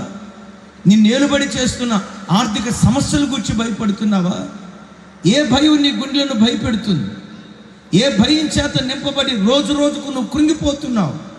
ఈ కుమార్తె పెళ్లి చేయగలనో లేదో, నా పిల్లలకు ఉద్యోగం వస్తాదో రాదో, ఈ అప్పుల సమస్యలో నుంచి నేను బయటకు వస్తానో లేదో, ఏ భయంతో నువ్వు కలవరపడుతున్నావో నాకు తెలియదు. కానీ నేను ప్రకటించే యేసుక్రీస్తు వారు నీకు కలిగిన భయములన్నిటిలో నుంచి నిన్ను తప్పించేటువంటి దేవుడు. ఆమేన్. చెప్దాం ఆమేన్. ఇంకొకసారి చెప్దాం ఆమేన్. యేసుక్రీస్తును హృదయపూర్వకంగా నమ్మినవాడు చివరికి అన్ని భయాల కంటే ఒక భయంకరమైన భయం ఉంది. ఆ భయం ఏంటో తెలుసా? మరణ భయం. మరణ భయం. ఈ లోకంలో ఉన్న భయాలన్నిటికంటే అత్యంత భయంకరమైన భయం మరణ భయం. మనిషి రోగానికి భయపడిన దానికంటే, అప్పుకు భయపడిన దానికంటే, ఆర్థిక సమస్యకు భయపడిన దానికంటే ప్రతి మనిషి మరెక్కువగా భయపడే భయం మరణ భయం. యేసుక్రీస్తును హృదయపూర్వకంగా ఆరాధించే క్రైస్తవుడు మరణాన్ని కూడా ప్రేమతో ముద్దాడుతూ ప్రభు దగ్గరికి వెళ్ళిపోతాడు. నిజ క్రైస్తవుడు మరణానికి కూడా భయపడడు. గత 2 నెలల క్రితం అక్టోబర్ నెలలో నేను కువైట్ దేశానికి వెళ్తున్నానని మా సంఘంలో చెప్పాను. రాజుల కుటుంబం నుంచి రక్షించబడిన కృపమ్మ, ఆమె పేరు సీతమ్మ, రక్షించబడిన బిడ్డ చావు బ్రతుకుల మధ్యలో అనారోగ్యంతో కొట్టుమిట్టాడుతుంది. నేను కువైట్ వెళ్తున్నానని తెలుసుకొని మా సంఘ బిడ్డల చేత కబురు పంపించింది. అయ్యగారు తిరిగి వచ్చేదాకా నేను బ్రతకను, ప్రభు దగ్గరికి వెళ్తాను. నేను ప్రభు దగ్గరికి వెళ్ళే దినాలు ఆసనం అయిపోయి నాకు అర్థమవుతుంది. అయ్యగారు వచ్చేసరికి 20 రోజులు అయిపోతుంది. అయ్యగారు వచ్చేలోపే నేను ప్రభు దగ్గరికి వెళ్తాను. అయ్యగారికి ఒక్క మాట చెప్పండి, ఒక్కసారి అయ్యగారిని చూడాలని నాకుంది, ఒకసారి అయ్యగారిని రమ్మనండి అని చెప్పింది. ఆ మెసేజ్ యూట్యూబ్లో ఉంటుంది, మీరు ఎప్పుడైనా చూడండి. ఎమాన్యుయల్ మినిస్ట్రీస్ హైదరాబాద్ యూట్యూబ్ ఛానల్లో ఆ మెసేజ్ ఉంటుంది. ఇక ఆ బిడ్డ చనిపోబోతుంది అన్న సంగతి తను తెలుసుకొని సంఘానికి వచ్చే బిడ్డల చేత కబురు పంపిస్తే నేను మా పాస్టర్ గారు తన చేతితో ఏదో వండి చివరిగా మా చేతితో తినిపిద్దామని చెప్పి ఆ తల్లి దగ్గరికి వెళ్ళాం. వెళ్ళేటప్పుడు మీ మనసులో ఏమనుకున్నామో తెలుసా? ఆ బిడ్డ ఎంత ఏడుస్తూ ఉంటుందో, మరణానికి ఎంత భయపడుతుందో, చనిపోబోయే ఆఖరి క్షణాల్లో మరణ వేతన ఎంత భయంకరంగా ఉంటుందో అని కలవరపడతా ఆ తల్లి దగ్గరికి వెళ్ళాం. విచిత్రం చూడండి, వాళ్ళ ఇంట్లో అడుగు పెట్టక మునిపే నవ్వుతా మమ్మల్ని ఆహ్వానించింది. పిల్లలందరినీ దగ్గరికి తీసుకుంది, మమ్మల్ని దగ్గరికి తీసుకుంది. నవ్వుతా ఏమంటుందో తెలుసా? అయ్యా, నేను ప్రభు దగ్గరికి వెళ్ళబోతున్నానయ్యా. అమ్మా, మరణం అంటే నీకే భయం లేదా? మరణాన్ని గూర్చి, ఎడబాటును కూర్చున్నటువంటి భయం మీకేమీ లేదా అంటే ఆ తల్లి ఏడుస్తాయి, ఆ తల్లి నవ్వుతాయి. ఏమందో తెలుసా? 35 సంవత్సరాల నుంచి యేసుక్రీస్తుని ఆరాధిస్తున్నానయ్యా, యేసయ్యా యేసయ్యా యేసయ్యా అంటూ ప్రార్థన చేశాను, కానీ 35 సంవత్సరాల నుంచి ఆ యేసయ్యను చూడలేదయ్యా. 35 సంవత్సరాల తర్వాత మరణం ద్వారా దేవుడు నా ఆశ తీర్చబోతున్నాడయ్యా. యేసయ్య ముఖం చూడ. మరోసారి ఆమేన్. భక్తి కలిగిన క్రైస్తవుడు మరణాన్ని కూడా ప్రేమతో స్వీకరిస్తాడు. ఎందుకు మరణాన్ని ప్రేమతో స్వీకరిస్తాడో తెలుసా? క్రైస్తవుడి జీవితంలో మరణము మానవ జీవిత ముగింపు కాదు.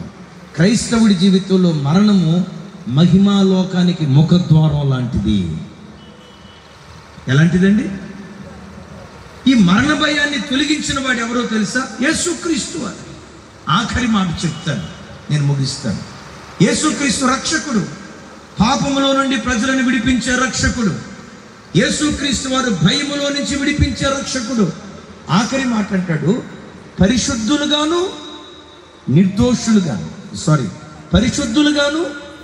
నీతిమంతులుగాను బ్రతుకు నిమిత్తం ఈ రక్షణ మనకు దయచేశాడు అంటాడు. ఈ రక్షకుడు ఏం చేయాలనుకున్నాడు తెలుసా?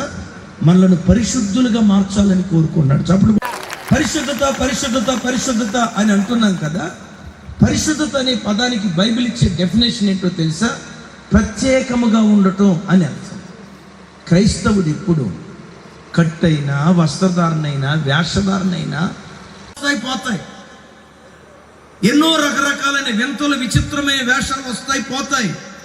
ప్రభు బిడ్డలుగా మనం మాత్రం లోకస్తులకు ప్రత్యేకంగా ప్రభు కొరకు మనం బ్రతుకుదుం గాక. చప్పట్లు కొడితే యేసయ్యకు స్తోత్రాలు చెప్తాం. మనం ఎవరేమై అంటే ప్రత్యేకించబడినటువంటి ప్రజలం. ఒకరోజు మా చర్చికి రెగ్యులర్గా వచ్చే ఒక తమ్ముడు వచ్చాడు. ముఖం చూస్తూ ఉంటే మనోడిలాగే ఉన్నాడు, కానీ వాడి వాతావరణం చూస్తూ ఉంటే అదో రకంగా ఉంది. ఏంటో తెలుసండి, ఇటువైపు పూర్తిగా 0 సైజు పెట్టాడు, ఇటువైపు వెంట్రుకలు కూడా 0 సైజు పెట్టి ఏం చేశాడంటే ఈ పొలం దున్నినట్లుగా ఘాట్లు పొలం దున్నాడు. ఎవడ్రా ఈ పిల్లోడు అని చూస్తే మన పిల్లోడు. లోకపు మూఢ నమ్మకాలలో నుంచి, లోకపు ఆచారాల్లో నుంచి, లోకపు అపవిత్రతలో నుంచి, లోకపు ఫ్యాషన్లో నుంచి విమోచించబడిన వాడే పరిశుద్ధమైన జనాంగం. చప్పట్లు కొడుతూ దేవునికి స్తోత్రాలు చెప్తాం. కొంచెం గట్టిగా. దేవుళ్ళ నుంచి విమోచించబడాలి, ఆచారాలలో నుంచి విమోచించబడాలి, సాంప్రదాయాలలో నుంచి విమోచించబడాలి, మూఢ నమ్మకాలలో నుంచి విమోచించబడాలి. కొంతమంది గృహప్రవేశం చేసేటప్పుడు అన్నయ్య కుడికాలు పెట్టను అన్నయ్య అంటారు. అమ్మ కుడికాలు పెట్టాలా ఎడంకాలు పెట్టాలా?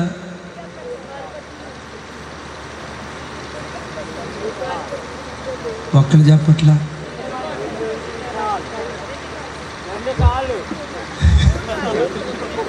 దూకు 2 కాళ్ళు అంట. కుడికాల ఎడంకాల?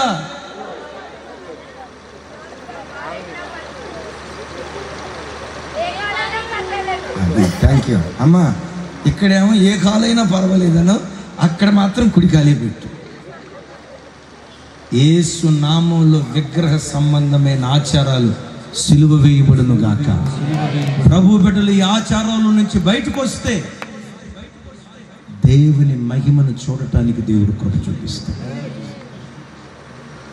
ఎందుకు యేసయ్య మనలను రక్షించాడో తెలుసా? ఈ రక్షకుడు భూమి మీద ఉదయించడానికి కారణం నిన్ను నీతిమంతునిగా మార్చడానికి. ఎరుకో కోటగోడల దగ్గర ఒక స్త్రీ భయంకరమైన పాపపు కార్యక్రమాలు చేశారు. వేగులు వారు ఆ స్త్రీ దగ్గరికి వచ్చారు. నిన్న ఈ మీటింగ్కి వచ్చే వరకు నువ్వు ఎలాంటి వాడివైనా ఇక్కడి నుంచి వెళ్ళేటప్పుడు మాత్రం నిన్ను నీతిమంతుడిగా తీర్చిదిద్ది పంపించాలని దేవుడు కోరుకుంటున్నాడు. వచ్చిన స్థితిలో నేను పంపించడం నా దేవునికి మనస్సు లేదు. ఏ స్థితిలో నీవు వచ్చావో అదే పాప స్థితిలో నుంచి నిన్ను పంపించడం నా దేవునికి మనస్సు లేదు. ఆ వ్యక్తి మందిరానికి వచ్చేటప్పుడు సుంకరి కానీ తన దేవుని దగ్గర నుంచి వెళ్ళేటప్పుడు ఆ సుంకరి నీతిమంతుడిగా తీర్చిదిద్దబడి దేవుని దగ్గర నుంచి వెళ్ళాడు. మరొకసారి చెప్దాం ఆమేన్. దేవుని దగ్గర నుంచి వెళ్ళేటప్పుడు ఎట్లా వెళ్ళాడు? నీతిమంతుడిగా తీర్చిదిద్దబడి వెళ్ళాడు.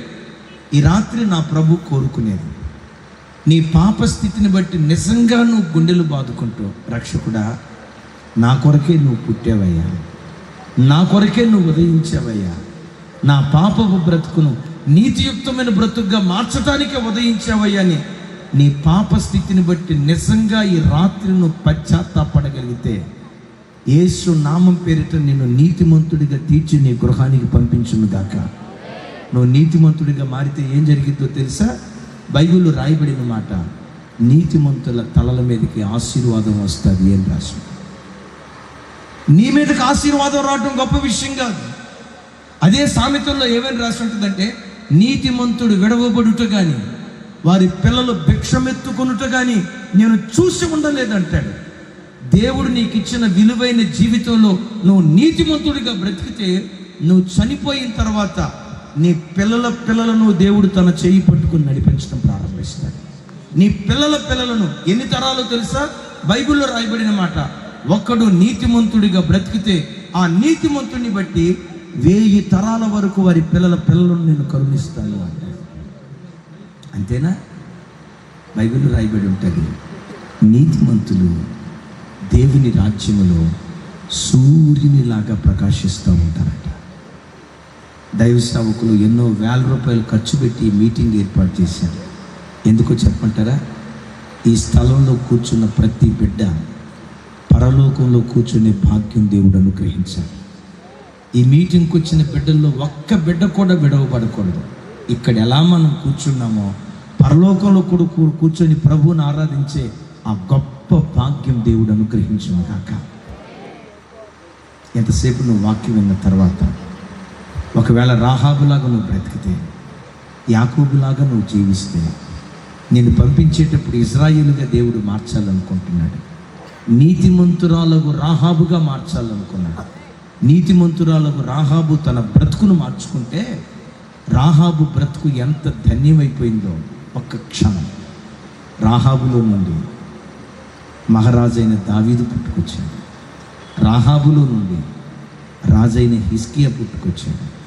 ఆ రాహాబులో నుండి జెరుబ్బాబెలు పుట్టుకొచ్చాడు. అదే రాహాబు గర్భంలో నుండి లోకరక్షకుడైన యేసుక్రీస్తు వారు ఉద్భవించారు. నా తల్లి, నా చెల్లి, నీ గర్భాన్ని నా దేవుడు ధన్యించును గాక. నీ గర్భంలో నుండి రాజులను దేవుడు పుట్టించాలి. నీ గర్భంలో నుండి ప్రవక్తలను దేవుడు పుట్టించాలి. అలా చేయునట్లుగా ఈ క్షణమే మన జీవితాన్ని ప్రభువుకు అప్పగించుకుందాం. అటు కృప దేవుడు మనకిచ్చును గాక. అందరూ లేచి నిలబడదాం. ఒక్క క్షణం ప్రభువుకి మన జీవితాలను అప్పగించుకుందాం. ప్రభువుకు మన జీవితాలను అప్పగించుకుందాం. నాతో సహా ఇక్కడ ఎవ్వరూ 100% నీతిమంతులు లేరు. ఒక క్షణం అందరం 2 చేతులు పైకెత్తి ఒక క్షణం ప్రభు సన్నిధిలో ప్రార్థనలు గడుపుదాం. దైవ సేవకులు, నీ స్పందన దేవునికి కావాలి. నీ స్పందన దేవునికి కావాలి. ఒకసారి ప్రభు 5 చేతులు ఎత్తి, నీ స్పందన దేవునికి కావాలి. నీ స్పందన దేవునికి కావాలి. ఒక క్షణం నీ స్పందన దేవునికి కావాలి. ప్రభా, ఈరోజే ఉన్న పాటున నీ తట్టు తిరుగుతానయ్యా. ఈ రోజున ఉన్న పాటునే నీ తట్టు తిరుగుతానయ్యా. రాహాబు జీవితం మార్చబడినట్లుగా ఈ రాత్రి నా బ్రతుకు మార్చబడాలి యేసయ్యా. నేను ఒక నీతిమంతురాలుగా తీర్చిదిద్దబడి ఇక్కడి నుంచి వెళ్ళకూడదయ్యా. నువ్వు కూరుకుపోయిన పాపం ఎంత లోతైనదైనా, నిన్ను ఆవరించిన పాపం ఎంత భయంకరమైనదైనా, దానిలో నుంచి నిన్ను విడిపించడానికి దేవుడు బలవంతుడు. విడిపించడానికి దేవుడు బలవంతుడు. బలిష్టమైన తన హస్తాన్ని రాత్రి దేవుడు చాపాడు. నీ హస్తాన్ని కూడా ప్రభు వైపు చాపి, దేవా, నా పాపంలో నుంచి నన్ను లేవనెత్తయ్యా. చెల్లిమా, నోరు తెరుస్తావురా తల్లి? ఒక్క క్షణం తమ్ముడు, ఎవరు తమ్ముళ్ళు, ఒక్క క్షణం నోరు తెరుద్దాం. ప్రభా, ఈ పాపపు ఊపిలో నుంచి నన్ను బయటకు రావాలయ్యా. నన్ను లేవనెత్తు యేసయ్యా, నన్ను లేవనెత్తయ్యా. ఇది విడుదల దినంగా దేవుడు చేయబోతున్నాడు. విమోచన దినంగా దేవుడు చేయబోతున్నాడు. ప్రభు, నన్ను విడిపించు. విడుదల రాత్రిగా నా దేవుడు చేయబోతుండగా యేసయ్యను నోరారా చేతులెత్తి, యేసయ్యా నోరు తెరుద్దాం. యేసయ్యా, తమ్ముళ్ళు నోరు తెరుద్దాం. యేసయ్యా, ఈ రాత్రి విడుదల నాకు కావాలి. నా పాపంలో నుంచి బయటకు రావాలి స్వామి. పేదరికమైన శత్రువు చేతిలో నుంచి నేను తప్పించబడాలి. నాకు విడుదల కలగాలి యేసయ్యా. మన పాపాన్ని మనం ఒప్పుకోగలిగితే ఇది అద్భుతమైన రాత్రి. రక్షకుడు ఉదయించిన రాత్రి, నీకు విడుదలిచ్చే రాత్రి. ఇదిగో దేవా నా జీవితం,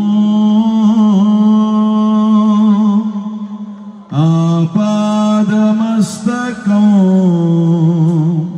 నీకంకితం. ఇదిగో దేవా నా జీవితం, ఆపాదమస్తకం నీకంకితం. ఇదిగో దేవా నా జీవితం.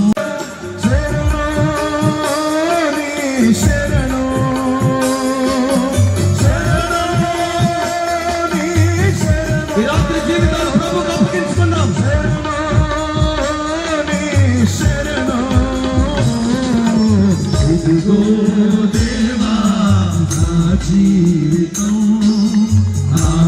ఆపాదమస్తకం నీకంకితం. ఇదిగో దేవా నా జీవితం, ఆపాదమస్తకం కంకితం పలుమారులై తొలగినాను పరలోక దర్శనము నుండి విలువైన నీ దివ్య పిలుపుకు తగినట్లు జీవించనైతి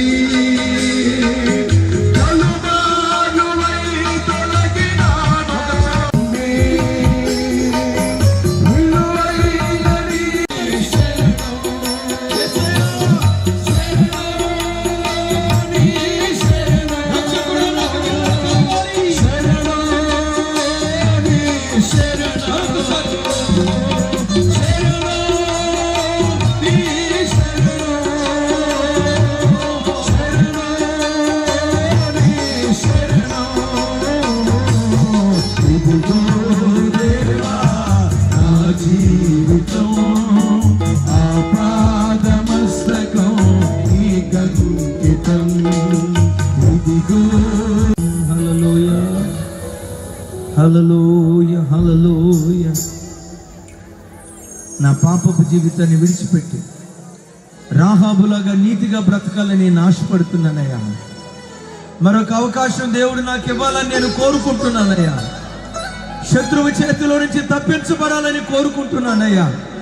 యేసయ్య ఈ రాత్రి రక్షకుడుగా నా కుటుంబంలో ఆయన ప్రత్యక్షం కావాలి అయ్యా. నా కొరకు ప్రార్థన చేయండి అని ఆశపడిన బిడ్డలు ఎవరైనా ఉంటే మీ కుడి చేతుల పైకెత్తి ప్రభు వైపు చూపించండి. ఒక చిన్న ప్రార్థన చేయబోతున్నాను. శత్రువు చేతిలో నుంచి నేను తప్పించబడాలయ్యా. భయం భయం భయం కొన్ని భయాశేకంగా బ్రతకాలి. లోకస్తులాగా నేను జీవించకూడదయ్యా. ఓ ప్రత్యేకమైన జీవితం నీ కొరకు జీవించాలని నేను ఆశపడుతున్నాను. వాటన్నిటికి మించి నీతిమంతుడిగా తీర్చబడి ఇక్కడి నుంచి నేను వెళ్ళాలని కోరుకుంటున్నానయ్యా. నాకు దేవుని నీతి కావాలి. నేను ఒక నీతిమంతురాలిగా మారాలి. ఆశపడిన బిడ్డలు మీ కుడి చేతులు పైకెత్తి చూపిస్తే సర్వశక్తి గల తండ్రి, గొప్ప దైవ సేవకులు మా మధ్యలో ఉన్నారు. ఎంత చక్కటి ఐక్యత వారికి ఇచ్చావు కదయ్యా. అయ్యా, ఎంత స్వేచ్ఛగా వాక్యం ప్రకటించే సమయం ఈ దైవజనుల హృదయాల్లో మీ మాట చెవినబడిన ప్రతి వ్యక్తి యేసు నామములో మీకు విధేయులగుదురుగాక.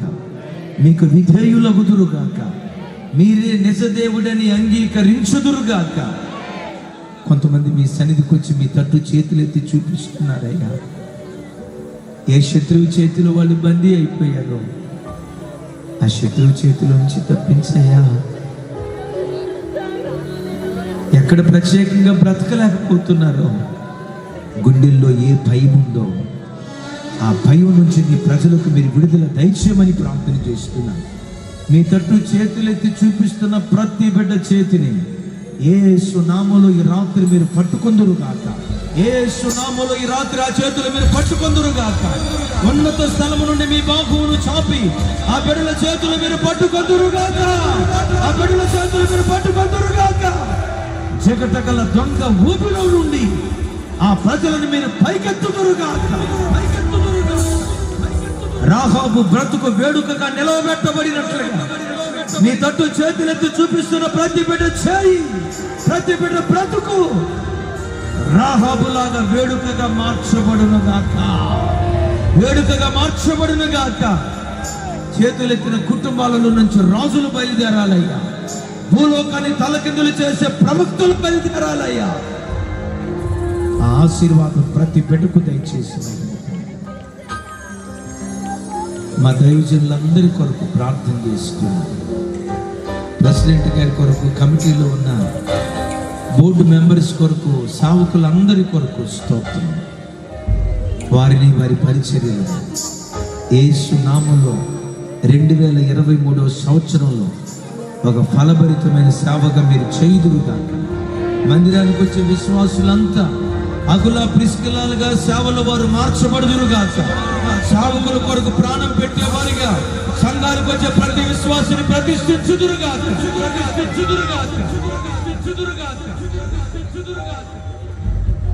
సమస్త ఘనత, మహిమ, ప్రభావాలు మీకే ఆరోపిస్తుంది. యేసు నామములో ప్రార్థించి స్తుతించి పొంది ఉన్నాము తండ్రి. తండ్రి అయిన దేవుని ప్రేమ, కుమారుడైన యేసుక్రీస్తు ప్రభువారి దివ్య కృప, పరిశుద్ధాత్మ దేవుని అన్యోన్య సహవాసం మనకును సకల పరిశుద్ధులకు, ప్రత్యేకంగా యాజక సమూహానికి, మరి సంఘ బిడ్డలకు, కూడి వచ్చిన ప్రజలకు సదా తోడయుండి నడిపించునుగాక. ఆమేన్, ఆమేన్, ఆమేన్, ఆమేన్. ఇంతవరకు ఓపికతో విన్నందుకు మీకు అందరికీ కృతజ్ఞతలండి. ఇంతవరకు నా ఛానల్ సబ్స్క్రైబ్ చేసుకోకపోతే దయచేసి సబ్స్క్రైబ్ చేసుకోండి, లైక్ చేయండి, షేర్ చేయండి. ఇంకా లేటెస్ట్ వీడియోల కోసం బెల్ ఐకాన్ మీద క్లిక్ చేయండి.